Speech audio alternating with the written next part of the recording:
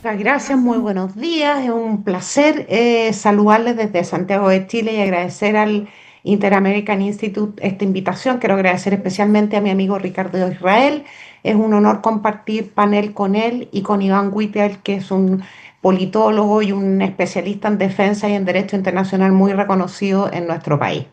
La pregunta que nos convoca hoy es ¿Quo vadis Chile? Y a mi juicio la respuesta, voy a ordenar la respuesta en torno a tres ejes. Nos vamos a coincidir en varios aspectos probablemente con Ricardo y con Iván, pero los voy a ordenar desde el lugar donde yo miro la sociedad en Chile, desde donde yo miro y hago política también. El primer eje no cabe ninguna duda que es el inicio de un nuevo ciclo. Chile está viviendo el inicio de un nuevo ciclo.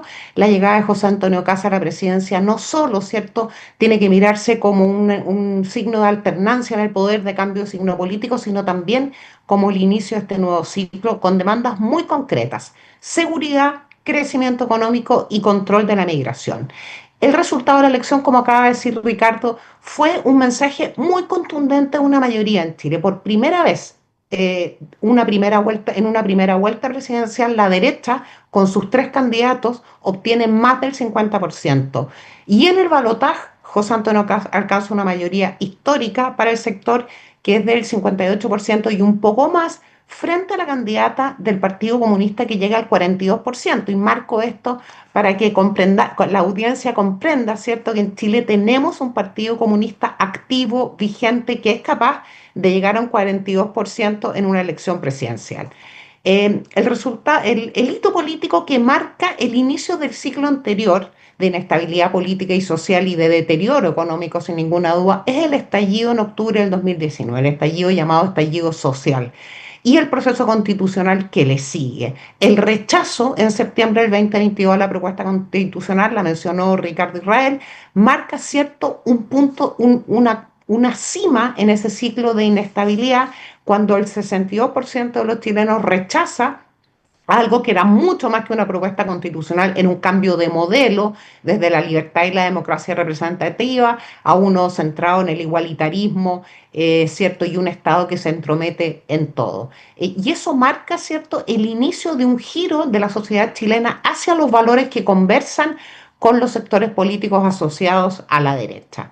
Hay un segundo eje muy importante a partir de ese giro, que es el cambio cultural y la realidad social en Chile. Hay algo muy interesante. Yo he trabajado desde hace muchos años, ¿cierto?, en relatos, narrativos, en comunicación política, y nunca la derecha, nunca, ni la centroderecha ni la derecha soñó siquiera con un éxito en la batalla cultural como el éxito que logró esa propuesta constitucional. O sea, los chilenos miraron lo que significaba un proyecto de sociedad, un proyecto de democracia desde la izquierda, y no les gustó. O sea, ese fue un hito muy fundamental en esta batalla cultural, en la gran batalla cultural.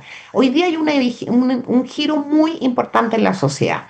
Yo lo ordeno de la siguiente manera: una revalorización de la autoridad y del Estado de Derecho, y en ese sentido, ¿cierto?, una valoración de nuestras policías y de las Fuerzas Armadas.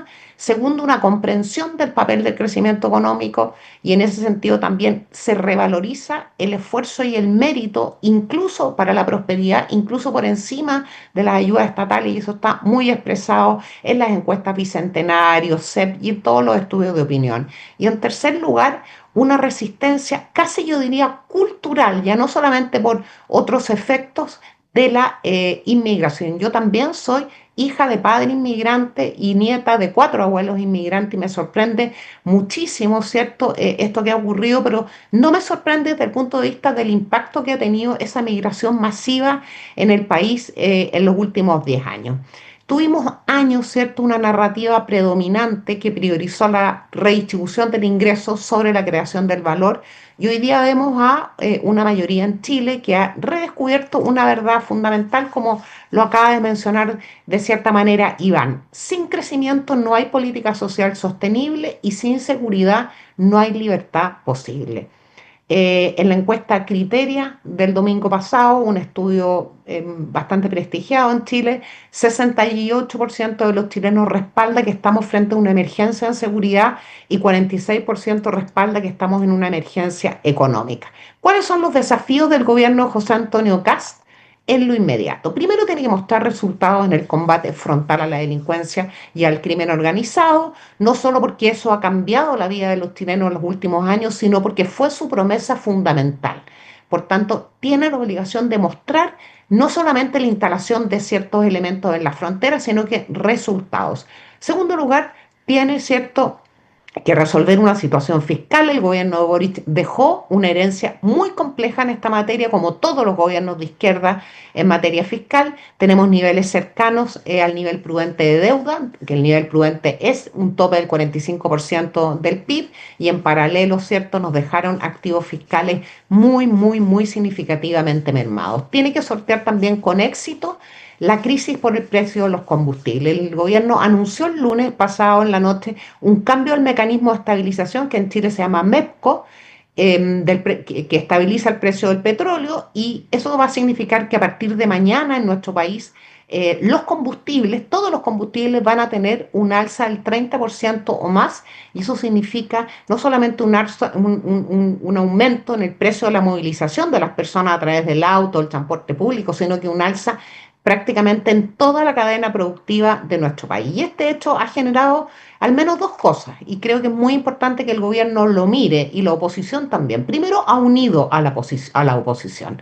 Hasta ahora, en estos 15 días de mandato de Kast, la oposición estaba dispersa, dividida en todo sentido. Estaba mostrando lo peor, ¿cierto?, que puede mostrar una oposición. En menos de 48 horas esa oposición se ha articulado contra esta medida, ¿cierto?, de modificar el sistema de estabilización del petróleo. Y en segundo lugar, otra cosa que ocurrió a partir del lunes en la noche, que se ha reabierto la incertidumbre en torno a una tensión social. Acaba de llegar la encuesta CADEM, en donde marca un 47% de aprobación para el presidente Kast y un 49% de desaprobación. Eso significa que se convierte en el primer gobierno desde el año 90 hasta ahora que tiene una luna de miel de menos de 15 días. Y al mismo tiempo, en esta misma encuesta, casi el 60%, 59% de los chilenos cree que las medidas que se han tomado, que se van a materializar en los precios a partir de mañana, eran evitables. Muchos nos estamos preguntando si va a haber un estallido. Mi tesis es que el país vivió una situación muy traumática a partir del 2019, entendió que nunca puede romantizarse la violencia política, no respalda la violencia. El presidente Kast y su gobierno va a tener entonces un desafío muy importante para garantizar el orden, ¿cierto? Garantizar el respeto al Estado de Derecho y demostrar lo que fue una de sus promesas, ¿cierto? Que él iba a garantizar libertad en la calle y que ante un estallido a hacer cumplir la ley. Y en el tercer eje, Chile en el nuevo orden mundial, creo que Iván, también Ricardo, se han extendido de manera muy elocuente, son especialistas en la materia. Yo tengo una mirada más política en ese sentido. América Latina vive evidentemente una reconfiguración política como Europa, como el resto del mundo, se aleja de los experimentos ideológicos fallidos, ¿cierto?, de lo que se llamó en algún momento la sombra del Foro de Sao Paulo, y gira hacia una derecha en distintas versiones, ¿cierto?, derechas libertarias, como el caso de Argentina, más tradicionales, más pragmáticas, con un fuerte anclaje en la libertad, el crecimiento y el orden. Y el presidente Kast está alineado, por supuesto, con Milei en Argentina, con Santiago Peña en Paraguay, con Rodrigo Paz en Bolivia. Vamos a ver quién va a ser elegido en Perú y en Colombia, y en general con esos sectores que representan esa libertad, ese crecimiento económico y ese orden. Mantiene, sin embargo, relaciones sanas y muy cordiales con el presidente, con Lula da Silva en Brasil, lo que significa algo muy importante para Chile, porque Brasil es nuestro principal socio comercial en América Latina, y eso significa también un impacto importante en nuestro crecimiento y en nuestras oportunidades económicas. Voy a ir al punto en el que se extendió Iván, que tiene que ver cómo se para Chile, con qué equilibrio se para Chile frente, ¿cierto?, a la disputa muy fuerte entre las dos principales potencias del mundo, Estados Unidos y China. Estados Unidos es nuestro aliado natural en valores. Nosotros compartimos en Chile, ¿cierto?, la defensa de la democracia, el respeto de los derechos humanos y la seguridad en nuestro hemisferio, porque hemos sido víctimas también de lo que significa, ¿cierto?, esa inseguridad con la penetración muy fuerte del crimen organizado. Tal vez, probablemente, no se ha comprobado, pero en Chile tenemos indicios de que la penetración de ese crimen organizado en Chile tuvo, ¿cierto?, el respaldo y la complicidad de algunos regímenes, principalmente el régimen de Maduro de Venezuela. Y esa relación con Estados Unidos tiene que ser innegociable y es estratégica. Pero China sigue siendo nuestro principal socio comercial. China es el destino del 33% de todo lo que Chile le vende al mundo, que es bastante. Solo en el año 2025 las exportaciones de Chile a China alcanzaron, ¿cierto?, casi 40.000 millones de dólares. Y eso conversa con la realidad, ¿cierto?, local de millones de familias, de millones de personas que viven, ¿cierto?, en torno a aquellas mercancías, aquella producción con valor o producción natural de commodity, le preparan en Chile y le venden, ¿cierto?, al mercado chino. Significa mucho para nosotros mantener ese equilibrio por la seguridad y la, Le ¿cierto?, y queda la un afinidad minuto, por favor. ideológica y política con Estados Unidos, pero también porque tenemos una relación comercial muy fuerte. Y cierro con lo siguiente. Yo voy a cerrar mi intervención valorando especialmente el camino que el presidente Sebastián Piñera eligió para superar la crisis del 2019. Ese acuerdo constitucional al que él llamó fue impopular en la derecha en ese entonces, pero le permite a Chile hoy contar primero con una constitución fortalecida, inobjetable, la misma constitución que se quería cambiar, y luego haber impedido un quiebre democrático como pretendía la izquierda, manteniendo al país como una de las democracias más sólidas de América Latina. Muchas gracias.